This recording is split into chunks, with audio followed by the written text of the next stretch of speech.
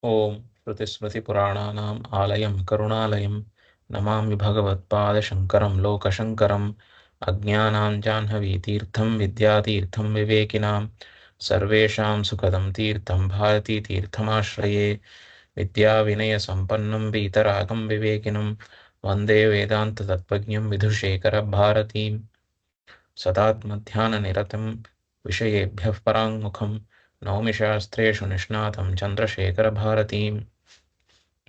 Dear friends, welcome to the 25th session in our discussions on Prabodha Sudhakara.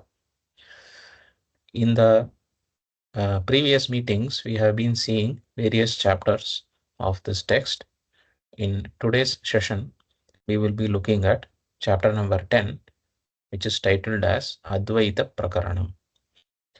So, in this chapter, Bhagavad Padacharya is presenting to us the nature of Advaita Jnanam, Atma Jnanam, how a Jnani's nature is, and resolving any confusions regarding this knowledge of the one and only Atman, which is the one and only really existing entity.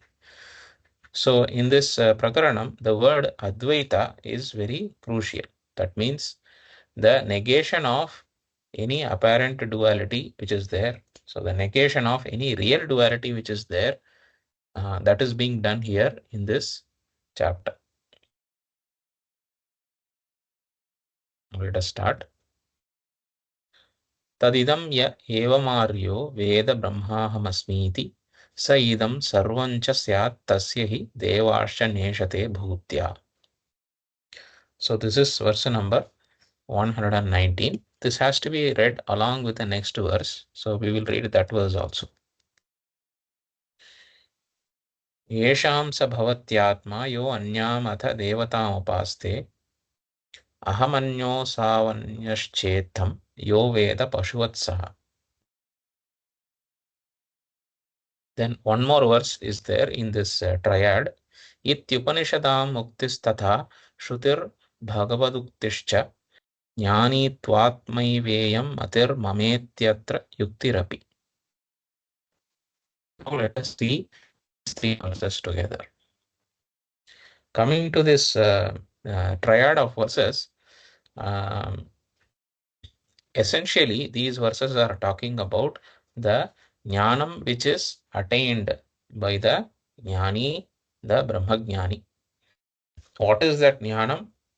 What is the nature of that knowledge? What is the gain due to that knowledge that is being talked about? Now you see, throughout the previous chapters, the nature of the Atman has been described. The nature of avidya and maya have been described. And the fundamental problem of samsara, the dukkha, the human sufferings, had been traced back to this ajnana or avidya, which is also called maya. So you see, the individual, the jiva, by the wrong identification with the body, mind, and sense organ complex, feels that he is limited only to one body, one mind, one sense organ complex. Body, mind, sense organ complex. That is, there is a sense of identification, there is a adhyasa, there is a erroneous identification of one's own nature, that is the Atman, with the Shariram, that is Sukshma, Sthula, Karana Sharirams. With these things, these Sharirams, there is a erroneous identification which is being done by us, which is being done by the Jivas. This erroneous identification is arising due to the wrong understanding about the nature of oneself. That is what this adhyasa means. Adhyasa, the word means atasmin tad buddhi. So in a place or in a situation or in a thing in which something is not there, identifying that thing to be there. Like for example, In the presence of a badly lit rope, a rope is there on a badly lit place, a partially lit place. Because of this partial lighting, the person is able to see the shape of the rope, but the person cannot really identify that it is actually a rope. However, because of the shape of the rope, apparently the person misidentifies it as there being a snake there. So, atasmin tad buddhi, in the place of the rope, which is not a snake, in the place of a non-snake, that atasmin. Atasmin means in that place where in which it is not there, the snake is not there, tad buddhi. The snake is observed or identified. The snake is imagined, one can say. So, in the same way, in the context of the body mind sense complex, the I is not there really speaking, the Atman is not there really speaking, the Atman is not identified with these things really speaking. However, we identify ourselves with these things. So, this is Atasmin Tatbuddhi. In the body mind sense complex, I is not constrained by them, it is not identified with. However, the person, that is ourselves, identify ourselves as being only the complex. This is what we call as a adhyasa. This adhyasa is present because of the non-understanding about oneself, because of not knowing one's own true nature, which is called as avidya. So this ignorance about one's own nature is called as avidya. When this ignorance is removed, the Atma Jnanam arises very naturally. Atma Jnanam is not a knowledge of some object. It is only the knowledge of ourselves. So when we understand what is false, what is not really true, as that which is not really true about ourselves, I know that I am not limited by this body mind sense complex. If I am aware of this, if I know this, if I abide in that understanding completely, then nothing else needs to be done extra to gain the knowledge of one's own true self. What is there will shine through as it is. This is the teaching of the Upanishads. So therefore, this Brahman and Atman, the Atma being one's own nature and Brahman being the nature of Bhagavan, the nature of the Srishtikarta, the Karanam of the entire Jagat, are not two different things, but is only one thing that is to be known by ourselves. So how is this process of knowing? We have seen in the previous discussions that this Atman is one's own nature that is known by the Drishya Viveka. Witnessing, witnesser, witnessed, discrimination or knowledge. That which is seen, the process of seeing, the seer. There are three things in the any observation, in the process of making any observation. In this, the seer, the Sakshi, that is the Atman. The Atman is playing the part of the seer, whereas the seen things are not the self. So Atman is clearly identified. What about Brahman? Brahman is understood as the Karanam, the Abhinna Nimittopadana Karanam of the Jagat, that is, that from which the Jagat arises and sustains in and becomes unmanifest within. That is known as this Brahman. That is the infinite. So this infinite is I. This Brahman is one's own self. This is the knowledge which has to be gained, which is nothing but another way of saying I should know that the limited is not myself. What is this limited? This limited or constrained, what is that? That those are the sharirams. I am not the Karana, I am not the Sukshma, nor I am the Sthula Shariram. When I know this clearly, I automatically understand myself as not being finite, not being limited, being of the nature of pure consciousness. Therefore, that is what is called as Brahman itself. No extra thing called Brahman is available except for this Atman, which is clearly seen as Brahman. So, the Brahmatva of the Atman is what is to be understood. It is not that there are two things, Atman and Brahman, and then both have to be identified or one has to attain an union with the other. It is only that that which is always understood wrongly as being limited has to now be understood correctly, properly as being that which is not limited. I understand myself as not being constrained by anything, neither by the causal body nor by the subtle or the gross body. I understand I am myself the unlimited entity. I am myself the pure consciousness principle. I am myself Satchit and Ananda. I am Purna Vastu. This Purna Vastu, which I am, is also given a name in the Shastra called Brahman. Now, once this understanding is gained, one cannot be in opposition to any entity in the entire universe. That should be very clear, because the moment I understand I don't have any limitations, therefore I encompass everything, therefore all beings reside in me. That is very clear. Only when I have limitations, I can see the notion of difference between myself and others. I can perceive or I can act as though they are different.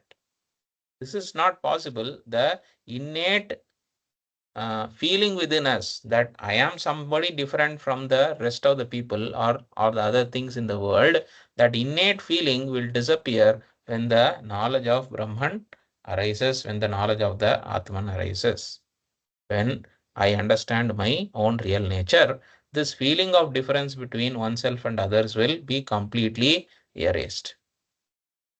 So, even if there is somebody in the world who seems to be attacking us, who seems to be opposing us, who seems to be aggressive towards us in any way, who opposes our efforts in any way, the jnani, the person who has understood the truth, will not be opposed to such entities in any way at all, because that jnani understands very clearly that how can these people oppose me, because I am including them also. They are nothing but aspects, or they are nothing but apparitions in my real nature. Just as my own body mind, this particular body mind is a apparition, it is an appearance. In the same way, duality itself is only a appearance. Therefore, I include all appearances, I pervade all appearances, having pervading, having being the substance of all the appearances, being the reality behind all the appearances. None of these appearances can be opposed to me truly, and therefore I remain without any opposition, without any sense of duality, without appreciating any enmity against anybody, nor I really think that any person can be opposed to me. In that state, I remain. Okay. This is mentioned in this aspect of this Advaita Jnanam, that no entity in the entire universe can oppose the person who is a Jnani, is appearing in Brihadaranyaka Upanishad in a beautiful verse, which is being summarized here in the form of a few shlokas by Bhagavad Pada Shankaracharya. Now let us read the shloka again. Ya evam aryaha, that Arya, tat idam veda brahmahamasmiti, saha idam sarvam cha syat, tasya hi devasya neshate abhutyai. Abhutyai naneshate. So what is the meaning here? Ya evam aryaha tad idam vedam ya evam aryaha veda. So what does that mean? The aryaha word stands for that jnani, that noble person. Aryaha means noble person. So that noble person endowed with all the sattva guna, endowed with all the gunas, eventually understands the truth. iti yaha veda.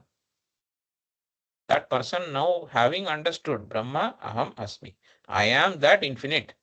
I am not finite. I am infinite. I encompass everything. Everything abides in me, and I am the substance, the Brahman itself. Like that, the jnani who realizes, that person saha idam sarvancha syat. That person as though becomes everything.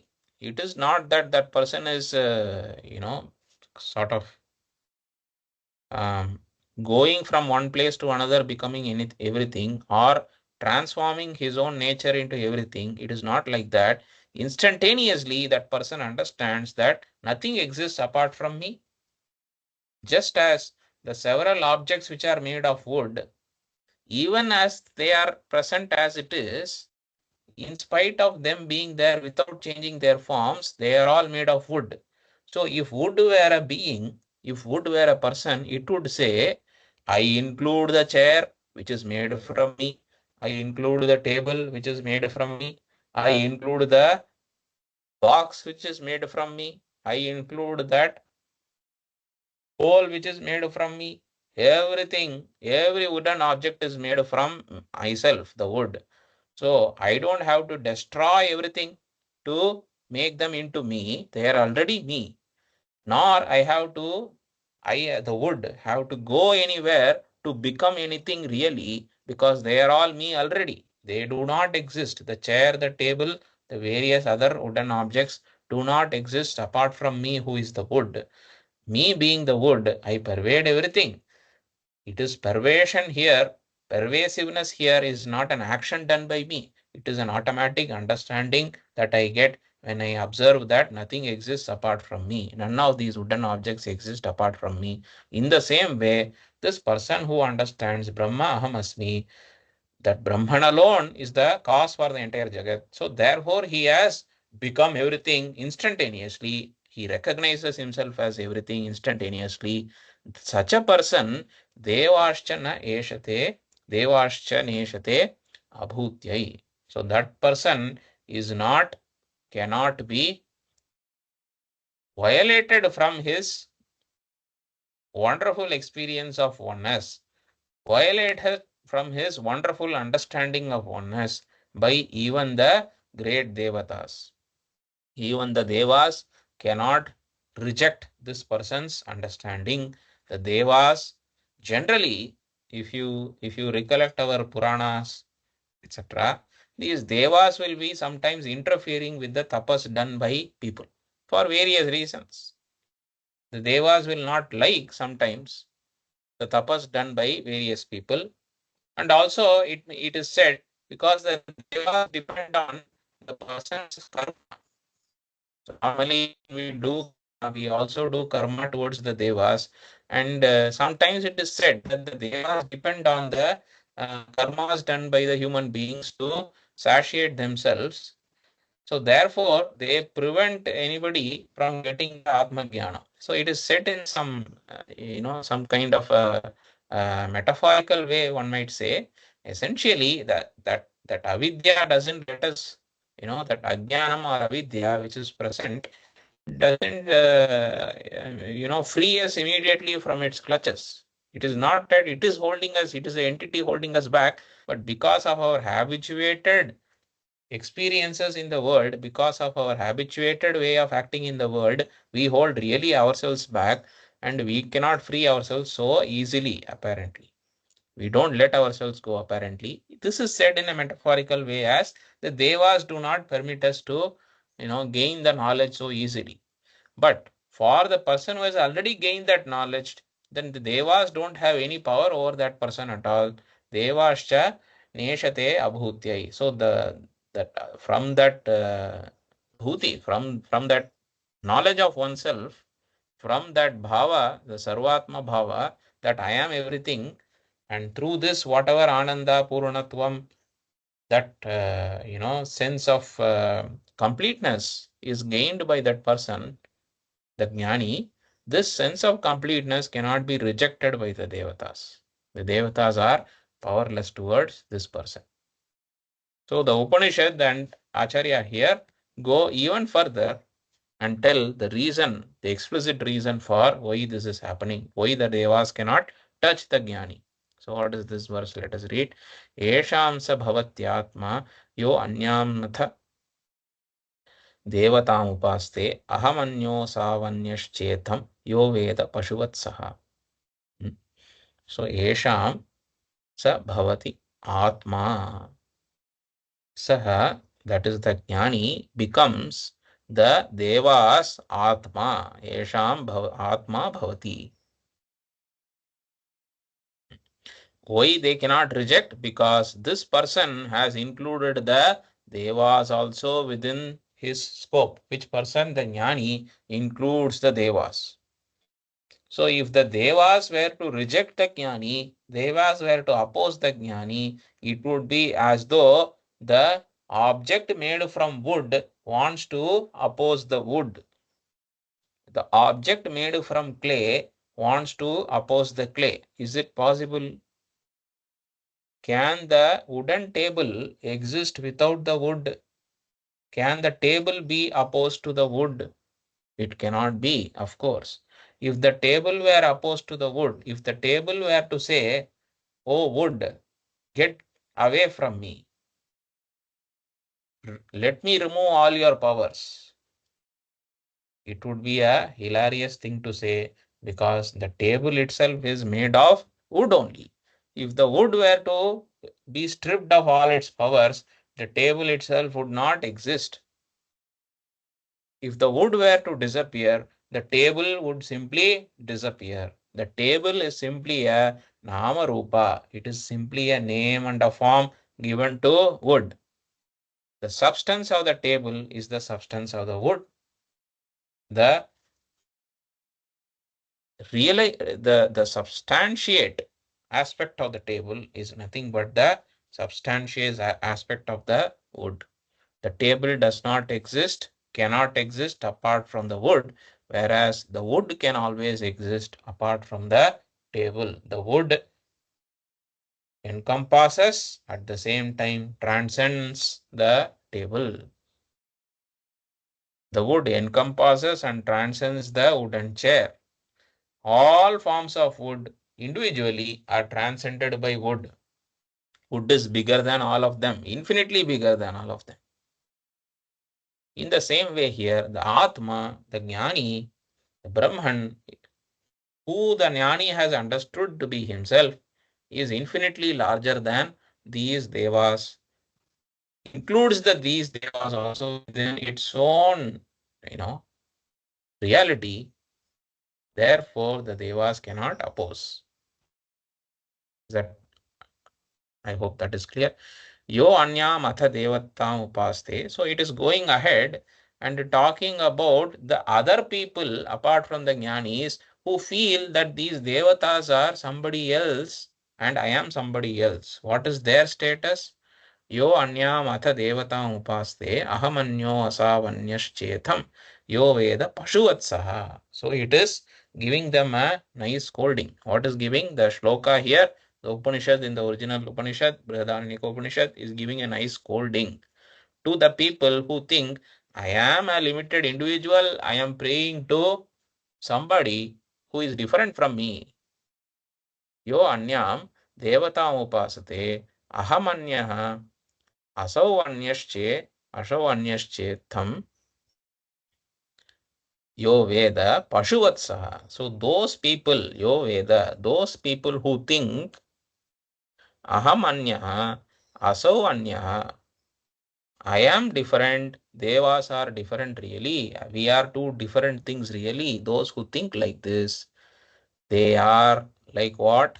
Who think like this and do worship. It is not that they think to the one person, I am different, devas are different, and they go on their own way, but they are worshipping. These people are worshipping the devatas, but they have the innate real feeling. They feel inwardly that these people are different. The devas are different. I am a miserable person. I want the help of the devas. With this attitude,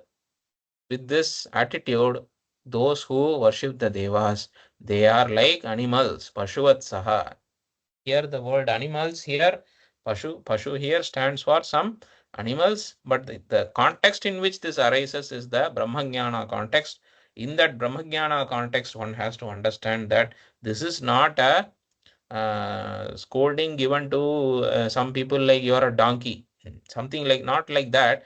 In the context that of the Brahmajnani, compared to the Brahmajnani, these people are immature because the Brahmajnani understands there is nothing apart from me, whereas these people think there is some real entities out there who are different from me, who is the limited jiva, whereas the devas are other powerful beings who are completely different from me. Like that, these people are thinking. So those people have to increase their level of understanding, increase their maturity compared to the Brahmajnani. These people who think in this with this Dvaita Buddhi, with this Dvaita Buddhi, they are operating in this world.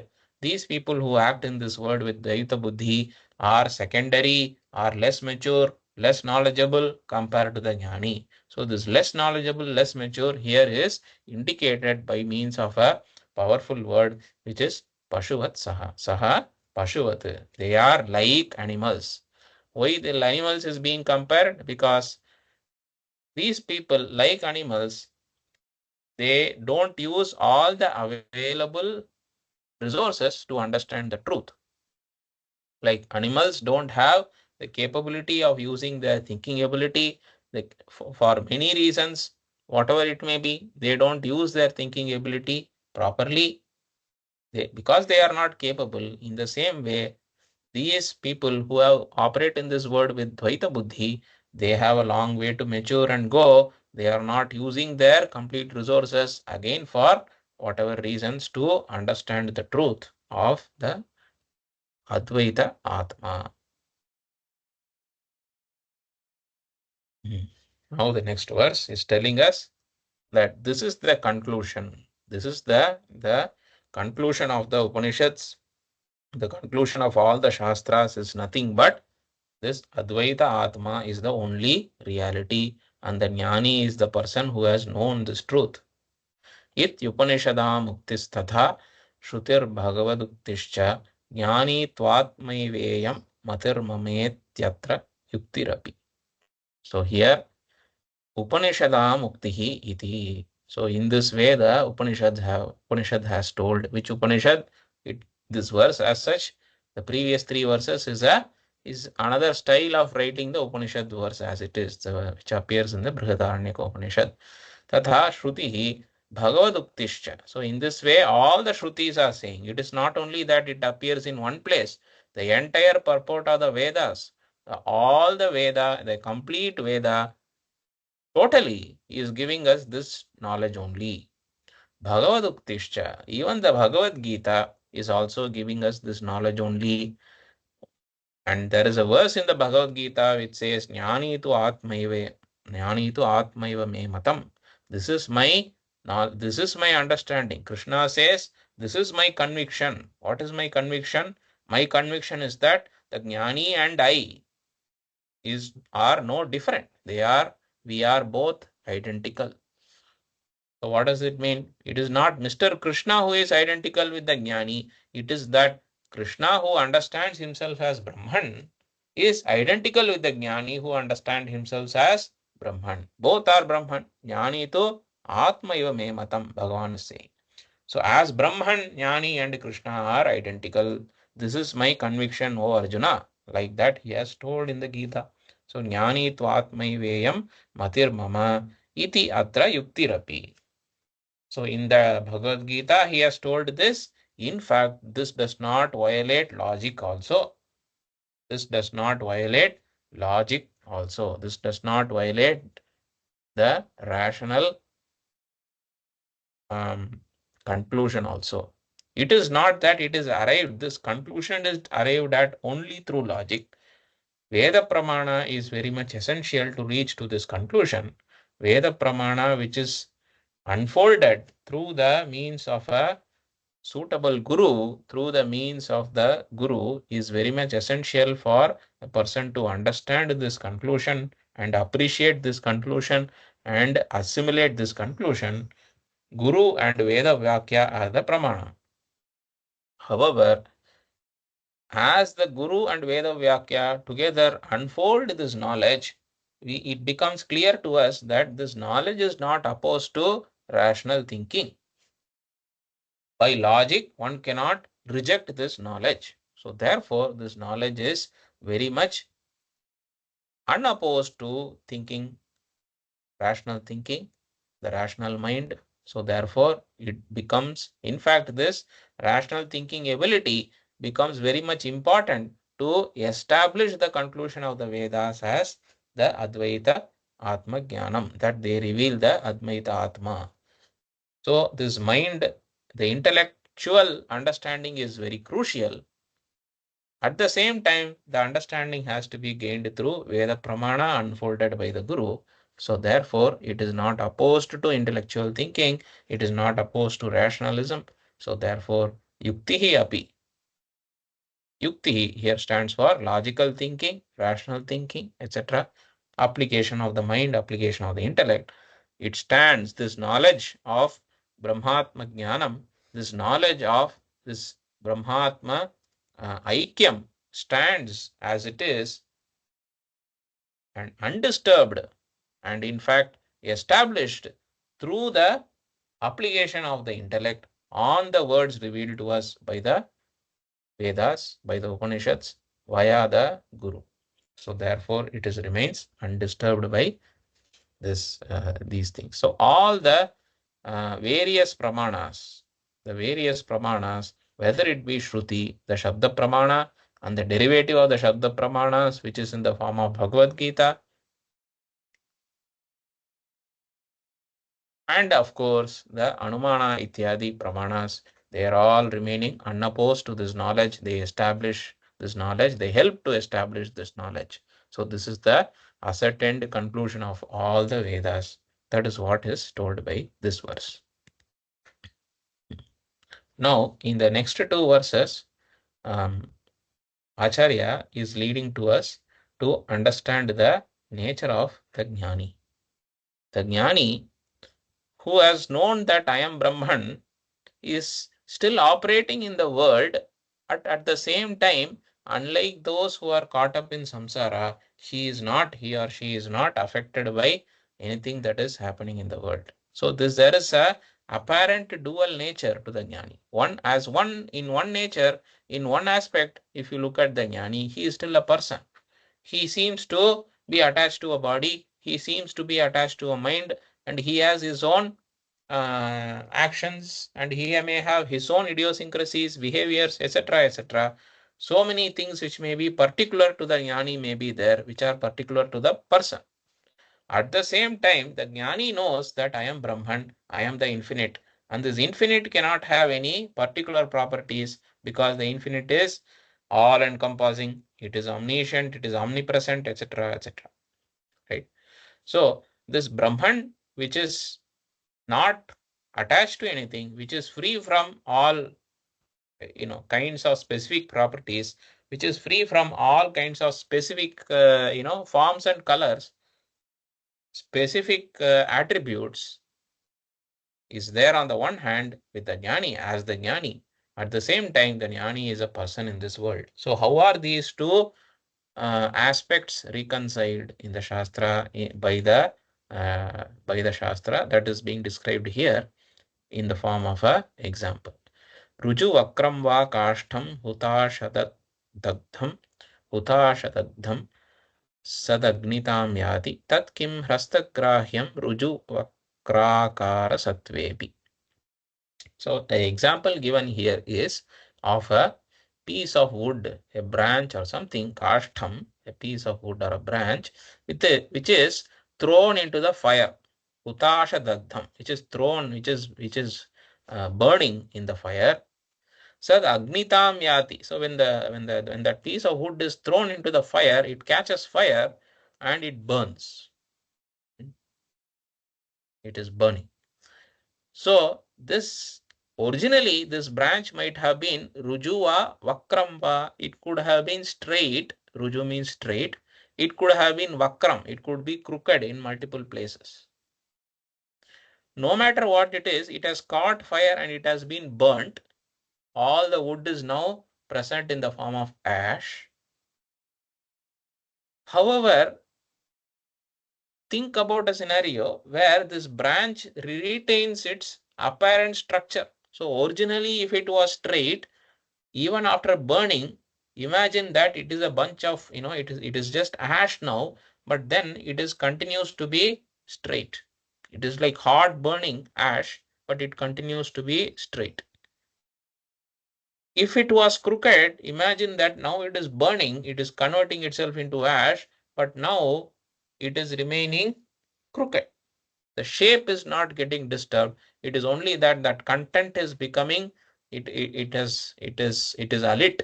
That content of that branch, the wood which is present there, is now burning. Okay. Tat kim hastagrahyam. Tat hastagrahyam kim. Now, previously we could touch that branch, we could sense that it is straight or crooked or whatever, we could catch hold of it in whatever shape it was, we could hold it. However, as now it is becoming burning, it is burning and it is becoming burnt in this form of that wood now, the shape seems to be retained. Whether it was originally crooked, now it is continues to be crooked. Originally it was straight, now it continues to be straight. But it is now a burning branch. Can you catch hold of it? You cannot. Right? So the crookedness, the shape of that branch is retained as though, however, the ability to use that branch is now not available. It is not really a branch. It looks like a branch. It's a burning branch. So the burning branch retains the shape. However, it does not have the same ability or the same nature, same attribute as the original branch did. So dual attributes are there. It is a branch, it is not a branch. It is a piece of wood, but it has burnt. So it is no longer a piece of wood. Is that clear? So this is given as an example for the nature of the jnani. Evam ya atmanishto hyatmakarascha jayate purushah dehi iva drishyate asau param tvasau kevalo hyatma. Evam, in the same way, ya atmanishtah atmakarascha jayate purushah. So this atmanishtha, the person who has understood very clearly and the person who has become as though Brahman, as though become Brahman. Person is already Brahman. The Jiva, the Atma is already Brahman. So what is the meaning of as though becoming? There is no becoming really, but wrong confusions that I am not the Atman has disappeared. So therefore, the person is established in the knowledge that I am Atman only. I cannot be body mind complex alone. I am the real Brahman. I am the self who is free from all limitation. I am the Purna Vastu. This person who has got that is called Atmanishtha. Nishtha means somebody who is established in the Atma Jnanam. Atmakarascha jayate purushah. Just like that branch had caught fire, in the same way, this fire of knowledge has burned this person in the sense that the personhood is no longer there really. The personhood has converted into Brahman. I am Brahman, that person has understood. I am no longer an individual. My individuality is now demolished. It is no longer real. So therefore, it is as though it is not present. What am I? I am Brahman, the Jnani says. However, to others, dehiva drishyate. Just like that branch, even after becoming burnt, you could still see its shape. In the same way, this person, in spite of becoming a jnani, in spite of being Brahman really, still apparently retains the personhood of having a body, having a mind, and so on and so forth, like every other person in this universe, in this earth. Dehiva drishyate. He is only seen by others to have a body. He is only seen by others as inhabiting a body. What about his own understanding? I am not inhabiting a particular body. I am not inhabiting a particular mind. I am the Brahman which encompasses everything. Sarvatma Brahma Aham Asmi. Sarvatma Bhava is my reality, whereas this Deha Bhava, this particular Sharira Bhava, this particular body, this I have some association, it is not there at all. Such association does not exist in the mind of the Jnani, whereas other people perceive that he has that association. So for other people, he seems to be a Dehi. Dehi means one who is attached to the body. So Dehi iva drishyate asau parantu Asau kevalo hyatma. In spite of this, in spite of other people seeing, he is really the Atma only. This is the understanding we must have. He is really the Atma. Apparently, he seems to hold a body, just like that wood which was before wood, it was there. Now it has become one with the fire.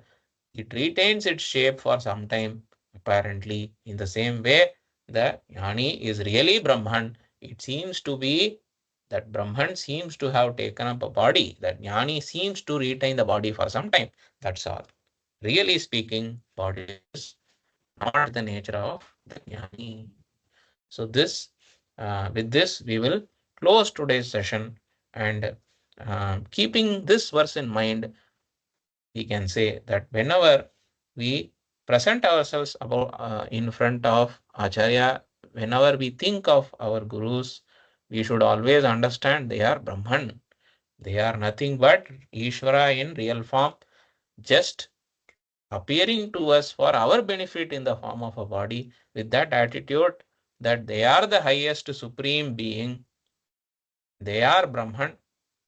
They are having the Sarvatma Bhava, and they are available to us in the form of a body for gracing us, for blessing us, for our benefit. With that understanding, let us all remember our gurus and acharyas. With this, we will close today. Om Shri Gurubhyo Namaha Harihi Om.